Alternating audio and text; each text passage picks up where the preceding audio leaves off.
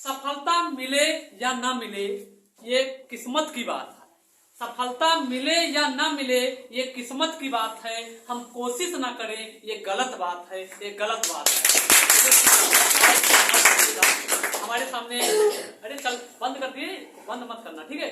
हमारे सामने मेरे मनोहर बालक बैठे हुए हैं, लगभग में जितने क्लास 9 के स्टूडेंट हैं वो लोग हमारे सामने बैठे हुए हैं, जो बहुत अच्छे बालक हैं और बहुत अच्छे पढ़ने में भी अच्छे हैं। और आज मैं YouTube पर इस वीडियो को लगभग 1 साल के बाद में स्टार्ट कर रहा हूँ, पुनः क्लास 9 की सीरीज, जिसमें क्लास 9 में मैंने आप लोगों को रेखाएं और कोण के बारे में बता दिया था। तो आज हम आप लोगों को इसके बारे में बताएंगे। एक क्वेश्चन लेकर आया हूँ। देखिए, आज मैं एक क्वेश्चन वैसे डेमो के लिए आप लोगों को डाल रहा हूँ। उसके बाद में स्टार्टिंग से मनोहर रे जो आती है, डॉक्टर राम मनोहर रे, ठीक है, तो उसको मैं आप लोगों को पढ़ाऊंगा। NCERT भी इसमें कवर हो जाएगा, ठीक है। तो चलिए पहले क्वेश्चन हम देखते हैं, इसी पर स्टार्ट कर रहा हूँ। देखिए, P and Q दो समांतर रेखाएं। भाई अगले चक्कर मैंने समांतर रेखाएं के बारे में आप लोगों को बताया था, क्या याद है आपको?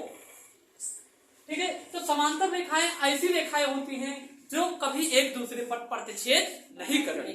मतलब ये बेटा, समांतर रेखाएं ये रेखाएं होती हैं जो एक दूसरे पर कभी भी प्रतिच्छेद नहीं करती। भैया, प्रतिच्छेद का मतलब ये होता है एक दूसरे पर कभी इंटरसेक्ट नहीं करेंगे, मतलब ये काटेंगी नहीं। उसे हम क्या बोलते हैं बाबू? प्रतिच्छेद। आप लोग बोलते हैं कोई दिक्कत नहीं, क्योंकि ज्यादा वाइस मत करना, क्योंकि ये वीडियो बन रहा है, ठीक है। ठीक है, थोड़ा आवाज निकाल लीजिए कि लगे कि कुछ बच्चे हैं, ठीक है, ठीक है। चलिए, तो ये बेटा क्या है? ये समांतर रेखाएं, मतलब इनको इधर और इधर बढ़ाएंगे तो ये दोनों आपस में कभी भी इंटरसेक्ट नहीं करेंगे। अरे इंटरसेक्ट मतलब भैया प्रतिच्छेद, और प्रतिच्छेद का मतलब होता है काटना। समझ में आ रहा है? Yes sir. ठीक है, तो ये चीज है। चलिए इसको ले लीजिए, तो वीडियो लंबा हो जाएगा क्योंकि थोड़ा समय लगेगा समझाने में, और अच्छे से समझना आप लोग, ठीक है। तो ये समांतर रेखाएं होंगी। समांतर रेखाएं किसे कहते हैं? ऐसी दो रेखाएं जो कभी एक दूसरे पर प्रतिच्छेद ना करें, इसे बेटा समांतर रेखाएं कहते हैं। चलिए, आज ये क्वेश्चन, अब समांतर रेखा आप लोगों ने समझ लिया है, ठीक है। तो इसके बाद में पहले क्वेश्चन पढ़ रहा हूँ। चित्र में P and Q, P समांतर Q है, यानी P और जो Q है, P रेखा जो समांतर है किसकी बेटा? Q के। यानी दो रेखाएं हैं, ये एक दूसरे के क्या है बाबुआ? समांतर। और जिसमें कोण 3 यानी एंगल 3, भाई ये एंगल का चिन्ह है, इसका चिन्ह बेटा एंगल का, ठीक है। एंगल 3 रेशियो एंगल 8 का जो मान है 1:3, यानी एंगल 3 को बेटा ये वाला एंगल और एंगल 8 को का मान जितना कितना दिया है? 1:3 दिया है। कितना दिया बेटा? 1:3 दिया रखा। तो कोण 1 से 8 तक सभी कोणों का मान हमको ज्ञात करना है। मतलब ये दिया है आपको, 2 एंगल का रेशियो दे रखा है, उसके बाद में आपसे सभी एंगल का क्या पूछा बेटा? मान। क्या पूछा? मान। ठीक है, तो चल रहा हूँ, स्टार्ट कर रहा हूँ बेटा। ध्यान से आपको क्वेश्चन देखिए और उसके बाद में हमको बताइए, ठीक है, कि कैसा लगा भाई। बेटा एंगल 3 कहाँ पर है? पहले एंगल 3 को देखेंगे भैया। एंगल 3 कहाँ पर है बेटा? एंगल 3 यहाँ पर है। कहाँ पर है बेटा? यहाँ पर, ठीक। एंगल 3 और एंगल 8 कहाँ पर है बेटा? यहाँ पर। यानी एंगल 3 और एंगल 8, देखो एंगल 3 यहाँ पर है बेटा, ये यहाँ पर एंगल 3 ये है और एंगल 8 ये है। अब बेटा यहाँ से एक चीज मैं आप लोगों को समझा रहा हूँ। आप लोगों को मैंने संगत कोण पढ़ाया था, यकांतर कोण पढ़ाया था और अंतः यकांतर कोण पढ़ाया था। वीडियो लंबा हो जाएगा, फिर भी मैं समझा रहा हूँ, आप लोग समझने की क्या करेंगे? कोशिश करेंगे, ठीक है, क्योंकि मैंने अभी एक डायलॉग भी आप लोगों को बताया, ठीक है। तो संगत क्या होता है? संगत मतलब व्यवहार होता है, जिसी संगत में बैठो हो वैसे गुण आप लोगों का हो जाएगा। मैंने बताया था कि चलिए ठीक है, ज्यादा उस पर ना विचार करिए। चलिए, संगत कोण ऐसे कोण होते हैं बेटा। कोण देखिए बेटा, ये गांव है, क्या है भैया? गांव। एक गांव ये है, एक गांव ये है।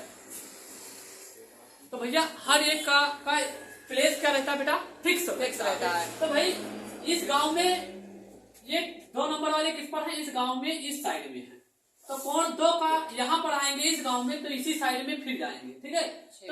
तो इसका कोण 2 का संगत कोण क्या हो जाएगा? 6। कोण क्या हो जाएगा बेटा? 6 हो जाएगा। कोण 4 का क्या हो जाएगा? कोण 8। कोण 1 का क्या हो जाएगा? 5। कोण 3 का क्या हो जाएगा? 7। ये बात आप लोगों को समझ में आ गई होगी। Yes sir. एंगल 3 ये है और एंगल 8 ये है, मतलब एंगल 3 एंगल 8। और यहाँ से देखिए बेटा एंगल 3 क्या बेटा? एंगल 3 बेटा एंगल 3 और एंगल 7 ये आपस में बराबर है। एंगल 3 एंगल 7 बराबर है। क्यों बराबर है बेटा? क्योंकि ये संगत कोण है। कैसे कोण है? संगत कोण है, इसलिए ये आपस में बराबर है।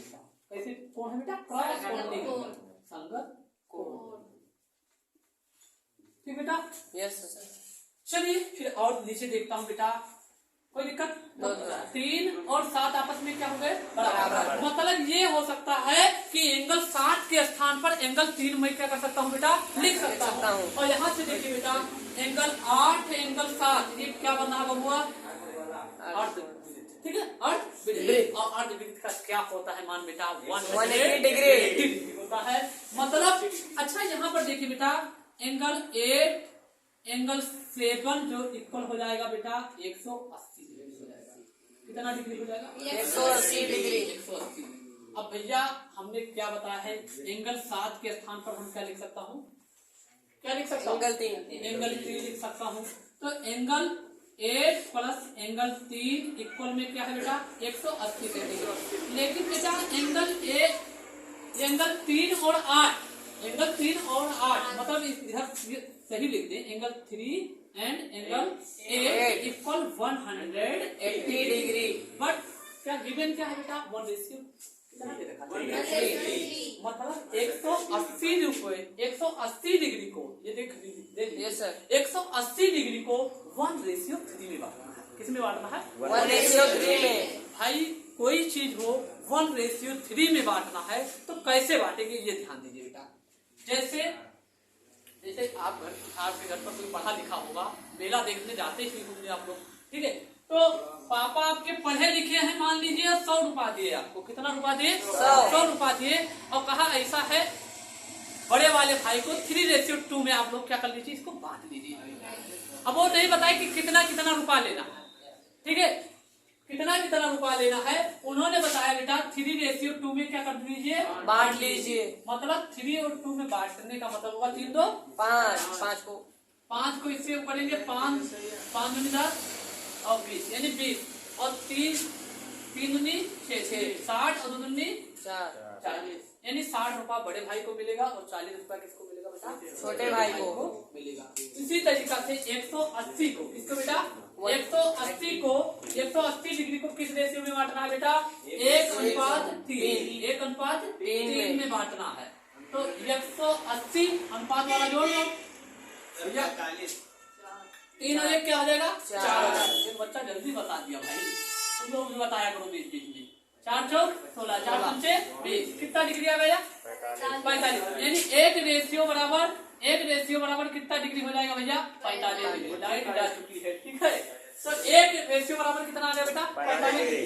इसलिए 1:1 बराबर बेटा 45 डिग्री बेटा। और 3:1 बराबर 135। तो 3:1 बराबर कितना हो जाएगा बेटा? 135। मतलब यहाँ से ये निष्कर्ष निकला कोण यानी एंगल 3 बराबर में कितना आ गया बेटा? 45 डिग्री। और एंगल कितना बेटा? 8 बराबर कितना आ गया बेटा? 135 डिग्री। कितना आ गया बेटा? 135 डिग्री आ गया, ठीक है।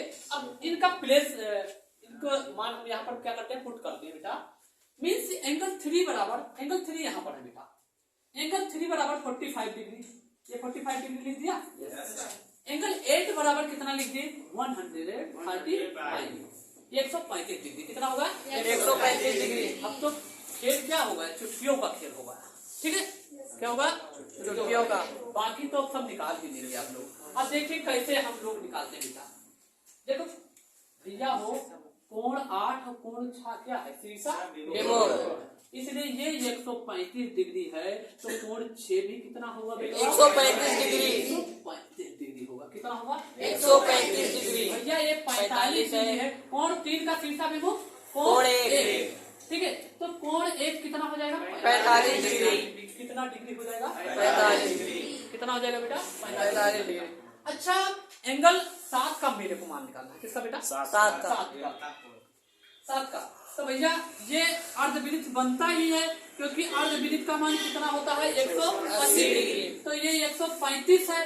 135 में कितना जोड़ेंगे? 180 हो जाएगा। ये बताओ, बताइए। 45। तो ये भी कितना डिग्री हो जाएगा बेटा? 45। तो ये 45 डिग्री, तो ये भी क्या हो जाएगा? 45 डिग्री हो जाएगा। अब इसी तरीका से, अच्छा ये 45 डिग्री है, तो ये कितना हो जाएगा? 135 डिग्री। और ये भी कितना हो जाएगा? 135। बात समझे? Yes sir. तो इसलिए हम डायरेक्ट सारा मान आप लोगों के बीच में लिख रहा हूँ। मतलब कोण 1 बराबर लल्लू कितना आया? कोण 1 बराबर 45 डिग्री आया। और कोण 2 बराबर कितना आया? 135 डिग्री आया। और कोण 3 बराबर 45 डिग्री। 3 बराबर कितना आ गया बेटा? 45 डिग्री। और कोण 4 अब लिख दें। कोण 4, कोण 5, कोण 6, कोण 7, कोण 8। ठीक है बेटा? चलिए, कोण 4 कितना है बेटा? 4 देखो, 4 नंबर का 135 डिग्री हो गया।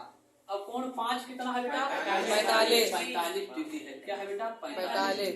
कितना डिग्री है? 45। कोण 6 कितना है? 135। 7 क्या है बेटा? 45 डिग्री है। कितना है? 45 डिग्री। और कोण 8 क्या है? 135 डिग्री। 135 डिग्री है। तो ये हो गया, सवाल लग गया बेटा। तो इसी पर मैं अपने वाणी को क्या देता हूँ? विराम। जय हिंद, जय भारत।